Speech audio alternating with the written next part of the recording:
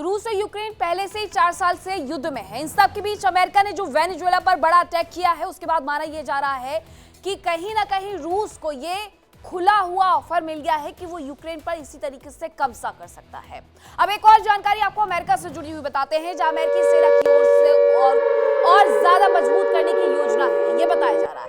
और साल 2027 में 1.5 ट्रिलियन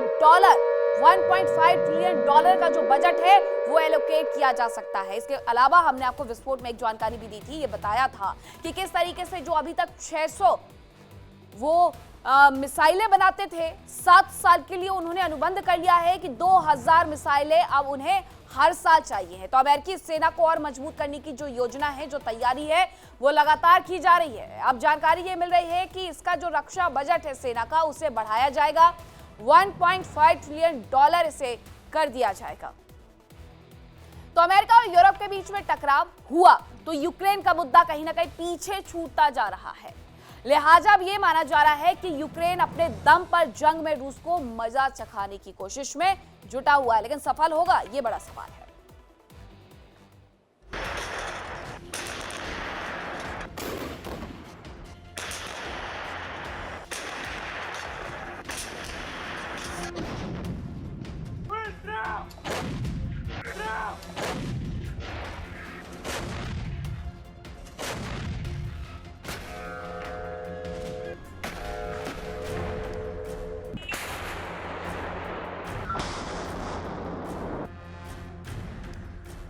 एक और रूसी सेना यूक्रेन को टहला रही है, तो वहीं दूसरी ओर यूक्रेन भी लगातार पलटवार कर रहा है।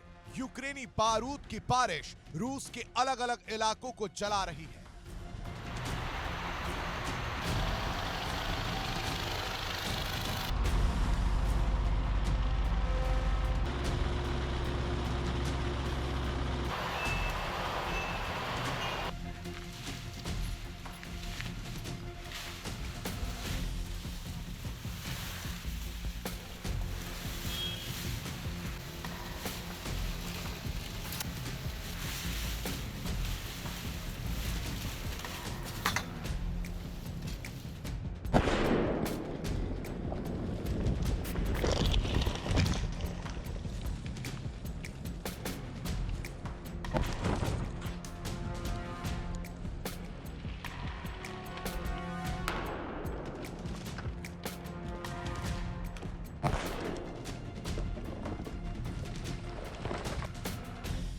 शायद यूक्रेन को भी इस बात का एहसास हो गया है कि ट्रंप उसका साथ छोड़ रहे हैं और यूरोप भी अपनी सुरक्षा के मुद्दे में उलझता जा रहा है। ऐसे में यूक्रेन अकेला रह गया है।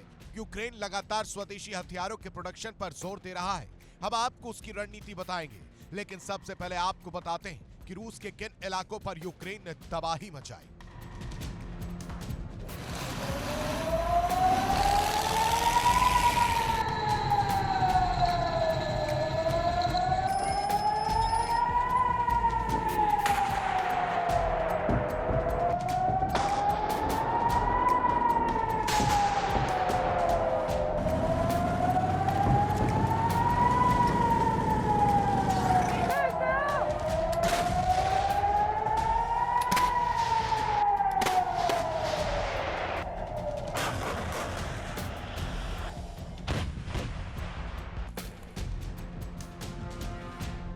यूक्रेन की सेना लगातार पुतिन की व्यापारिक रीढ़ यानी तेल के कारोबार से जुड़े ठिकानों पर हमले कर रही है।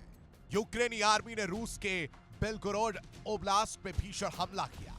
इन हमलों में एक ऑयल डिपो को निशाना बनाया गया, जिससे उसमें भीषण आग लग गई।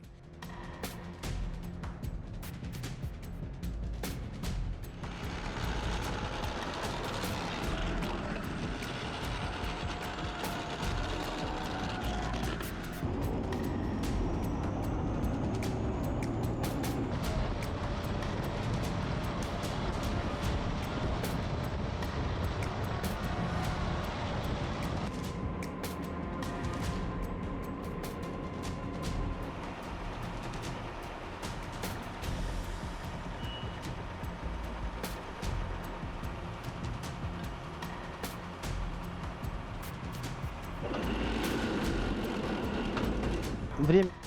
ये डिपो रूसी सेना के लिए काफी अहम है, क्योंकि यहां से ही रूस की सेना के लिए ईंधन और रसद की सप्लाई की जाती है। जाहिर है कि यहां पर हमले से रूस की सेना को ईंधन की कमी हो सकती है।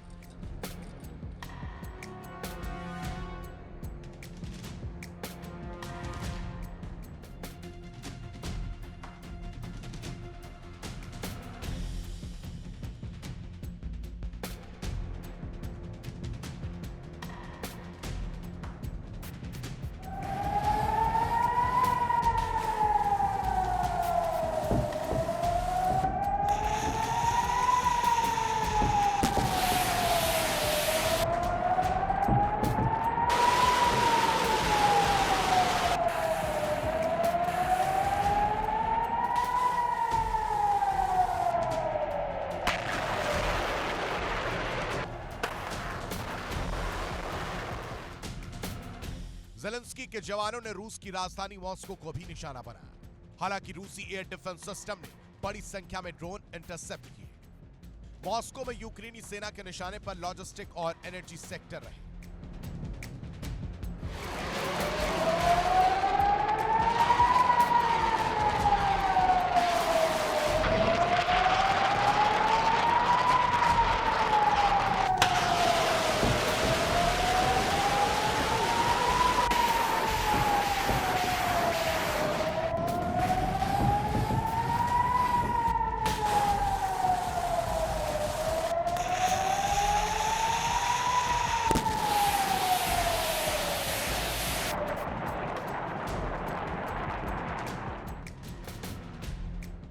सबसे चौंकाने वाली खबर रूस की रेलवे लाइन से आई।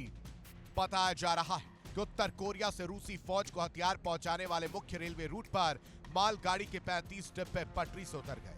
अब रूस ये पता लगाने में जुटा है कि क्या रेलवे ट्रैक पर पहले से विस्फोटक लगाए गए थे। अगर ऐसा है तो इसका मतलब साफ है, यूक्रेन अब रूस की लॉजिस्टिक रीढ़ तोड़ने की रणनीति पर काम कर रहा है। फ्रंट लाइन पर भी यूक्रेन ने कोई ढील नहीं दी। भीषण हमलों के बीच यूक्रेन ने दावा किया है कि उसने रूस का S-300 एयर डिफेंस सिस्टम पूरी तरह तबाह कर दिया। यूक्रेन ने साल 30 लाख से ज्यादा लॉन्ग रेंज ड्रोन बनाने का लक्ष्य रखा है और इन्हीं ड्रोनों से रूसी शहरों पर हमलों की योजना है। यूक्रेन का संदेश अब बिल्कुल साफ है, अगर दुनिया साथ नहीं देगी तो यूक्रेन अपने दम पर रूस को उसी की भाषा में जवाब देगा। ड्रोन, डेटा और डिस्ट्रक्शन। यूक्रेन स्वाम वॉरफेयर यानी ड्रोन झुंड युद्ध को भी विकसित कर रहा है। इस रणनीति में सैकड़ों ड्रोन एक साथ छोड़े जाते हैं। सच साफ है, रूस के एयर डिफेंस को ओवरलोड करना और अंदर तक सेंध लगाना। रूस के दावे खुद इस बदलाव की गवाही देते हैं।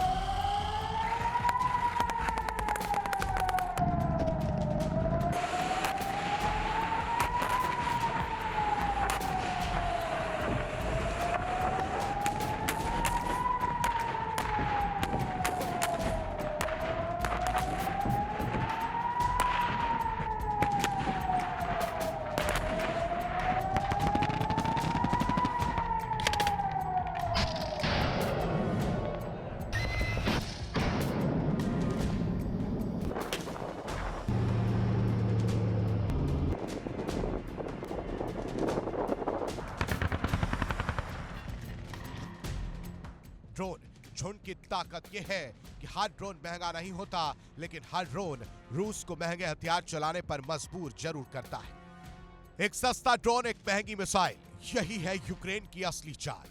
यूक्रेन सिर्फ हमले नहीं कर रहा, वो रूस की एनर्जी सप्लाई, रेलवे नेटवर्क और सैन्य लॉजिस्टिक्स तीनों पर एक साथ वार कर रहा है। यानी सिर्फ मोर्चा नहीं, पूरी व्यवस्था को हिलाया जा रहा है। जाहिर है कि यूक्रेन की रणनीति जबरदस्त है और इसका असर दिख भी रहा, लेकिन ये कितनी कामयाब होगी ये तो वक्त ही बताएगा। Bureau report, India daily. अब इसी के साथ एक और जानकारी आपको बता देते हैं कि अमेरिका की जो सेना है उसकी ताकत बढ़ाई जा रही है। आपने सुना कि 1.7 ट्रिलियन डॉलर की जो इकोनॉमी है उसके साथ तो जोड़ा ही जा रहा है, उतना बजट तो एलोकेट किया ही जा रहा है, लेकिन इसके साथ ही 94 मिलियन डॉलर की जो मिसाइलों का ऑर्डर है वो दे दिया गया है। इन्हीं मिसाइलों की बात मैं कर रही थी कि 600 मिसाइलों को जो हर साल बनाया जाता था, उसे मॉडिफाई करके 2000 मिसाइलें देनी होंगी हर साल में, और ये मिसाइलें हवा से लेकर के जमीन तक मार करने में सक्षम है।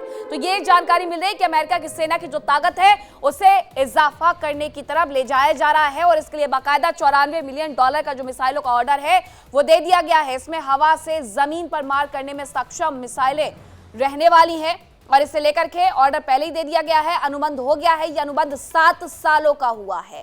7 सालों के भीतर आप समझ जाइए कि कितनी ज्यादा मिसाइलों की जो क्षमता है, जो स्टोरेज है, वो इनका होने वाला है।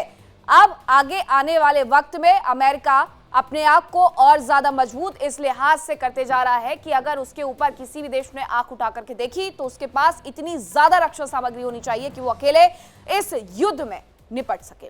वेनेजुएला में अमेरिका की कार्रवाई हम देख रहे हैं, और जल्दी ये तेल के खेल में भी बदल गई है, और अब हालात ऐसे हो गए हैं कि अमेरिका वेनेजुएला के पूरे तेल पर नियंत्रण हासिल करना चाह रहा है।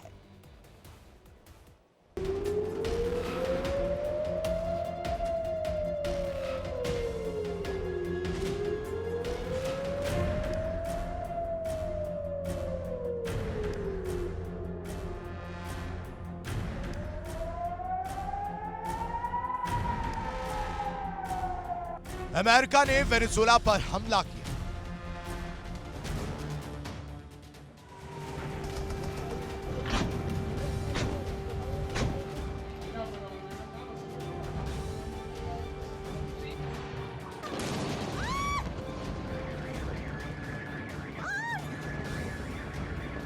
राष्ट्रपति मादुरो और उनकी पत्नी का अपहरण किया, और अब अमेरिका वेनेजुएला के तेल पर कब्जा करने की कोशिश में लगा है।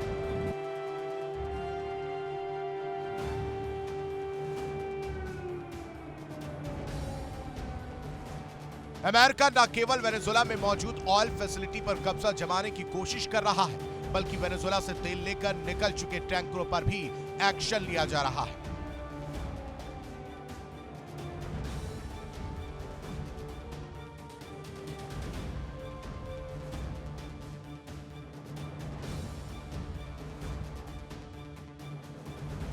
हालांकि अमेरिका का यह एक्शन रूस समेत दूसरे देशों से अमेरिका की अदावत बढ़ा रहा है।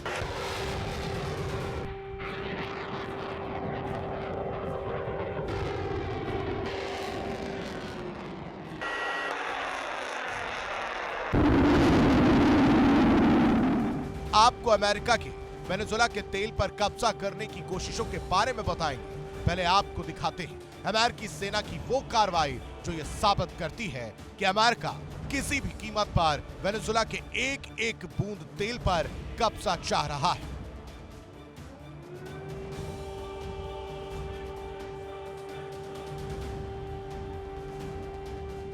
अमेरिकी सेना ने अटलांटिक महासागर में वेनेजुएला से जुड़े एक रूसी झंडे वाले तेल टैंकर को जब्त कर लिया।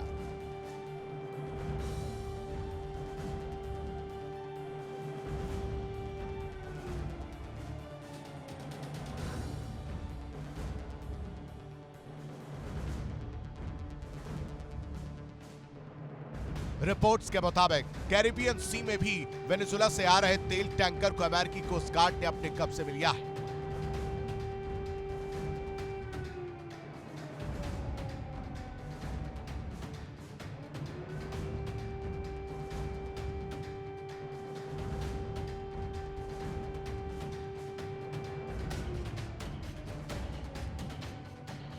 अमेरिकी होमलैंड सिक्योरिटी के मुताबिक अमेरिकी नेवी ने ऑपरेशन शुरू किया।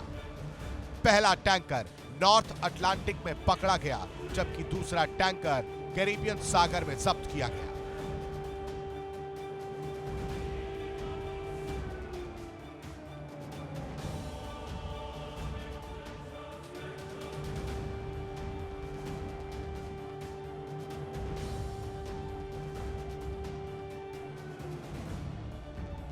ये दोनों जहाज वेनेजुएला में से प्रतिबंधित तेल लेकर रूस की ओर जा रहे थे। रिपोर्ट्स के मुताबिक इस मिशन को अंजाम देने में ब्रिटेन ने भी अमेरिका का साथ दिया।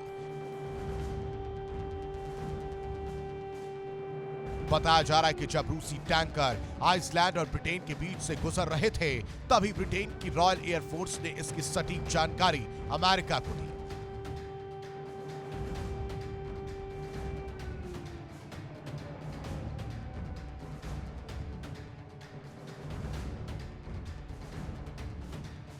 उधर रूस ने इसे समुद्री डकैती करार दिया है। जाहिर है कि अमेरिका का ये कदम रूस और अमेरिका के बीच टेंशन बढ़ाने वाला है।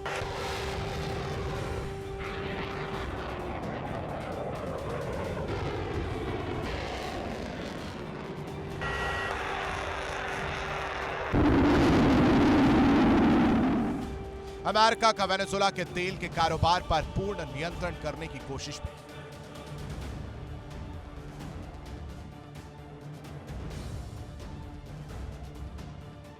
ट्रंप ने कहा कि वेनेजुएला की अंतरिम राष्ट्रपति अमेरिका को 3 से 5 करोड़ बैरल प्रतिबंधित तेल सौंपेगी।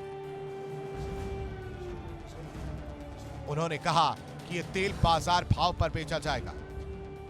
5 करोड़ बैरल कच्चे तेल की वर्तमान कीमत करीब 25,000 करोड़ रुपए है। बताया जा रहा है कि वेनेजुएला के तेल सेक्टर में अमेरिका निवेश करने की तैयारी कर रहा है। मादुरो की गिरफ्तारी के बाद ही ट्रंप ने कहा था कि अमेरिकी तेल कंपनियां वेनेजुएला के खराब हो चुके तेल ढांचे को ठीक करने के लिए निवेश करेंगी। ट्रंप ने पहले कहा था कि अमेरिका को वेनेजुएला के राष्ट्रपति डेल्सी रॉड्रिग्स के जरिए वेनेजुएला तक पूरी पहुंच चाहिए। Bureau report, India daily.